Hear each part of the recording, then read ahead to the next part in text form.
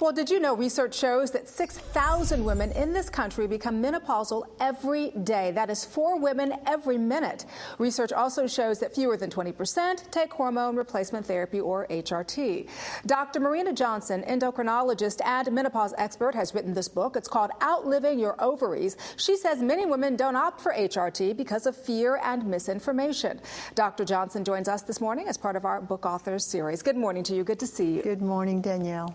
You know, I have to tell you, starting off on a personal note here, my mother was on HRT and she stopped because of this debate. And the truth is, there are risks associated with HRT, right? There are risks, but I prefer to focus on the risks of not taking estrogen. Heart disease alone kills 352,000 women, which is more than the next 16 causes of death combined, including diabetes, all forms of cancer, AIDS, and accidents. It also causes Alzheimer's and osteoporosis. So the book is intended to be a guide to help women evaluate the risks and benefits of hormones. You know, at the top we talked about the fear and misinformation. Where did this come from? There was a study in 2002, the Women's Health Initiative, where they reported that Prempro, the most commonly prescribed HRT, increased the risk of breast cancer. And the risks are real, but relative to the benefits, it's much smaller. The risks are, in 10,000 women, only 30 women will get breast cancer if they don't take estrogen. But if they take estrogen, it goes to 38. That's only 8 more cases.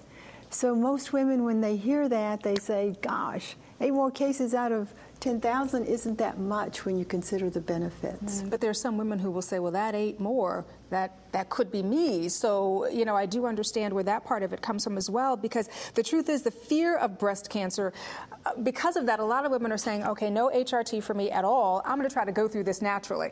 Now, is that a good idea?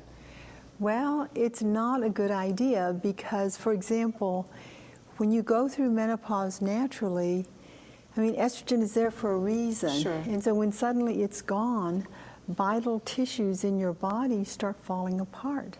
And in the beginning, you don't have a lot of symptoms. But as time goes on, tissues, vital tissues in the brain, the heart, the bones, literally start falling apart. And to me, it's so sad to see that happen because, you know, not only do you want to not develop those diseases, but you want to age gracefully.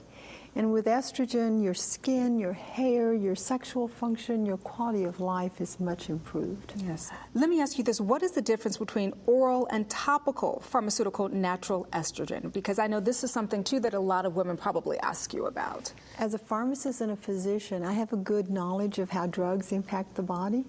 When you take oral estrogen pills, it affects the liver and causes the liver to produce some harmful byproducts that cause blood clots, strokes, and heart attacks. When you give the estrogen topically in the form of patches or gels, you still get the beneficial actions of the estrogen, but you don't get those harmful effects. But it's important to make the distinction about the fact that pharmaceutical topical estrogen is much more reliable than compounded topical estrogen, which is made in a local pharmacy. I have to tell you, you see I'm looking at you, rapt attention. This is really a fascinating subject. And the thing for me, though, that I keep going back to is the breast cancer. And I know we touched briefly on it before.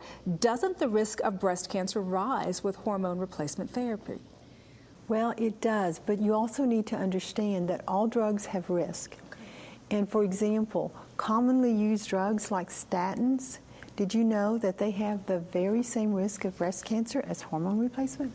I didn't know that. And most women, it's like they don't hesitate to take their cholesterol medicine, but yet they're terrified of hormone replacement. So the important thing to remember is that hormone replacement has been given an inordinately negative association with breast cancer. The risk from either statins or hormone replacement is the same, but it's very rare. Less than 1 in 1,000. I see. If a woman opts for HRT, does one size fit all? Absolutely not. You say with a smile. And the reason being is that every woman is different. Sure. And when it comes to topical estrogen, which is the best one to use, women differ in how efficiently the estrogen crosses the skin. And so in one woman it may be better than another. Another issue is that some women have lots of symptoms, others don't. So you can't just dose a woman by how she feels.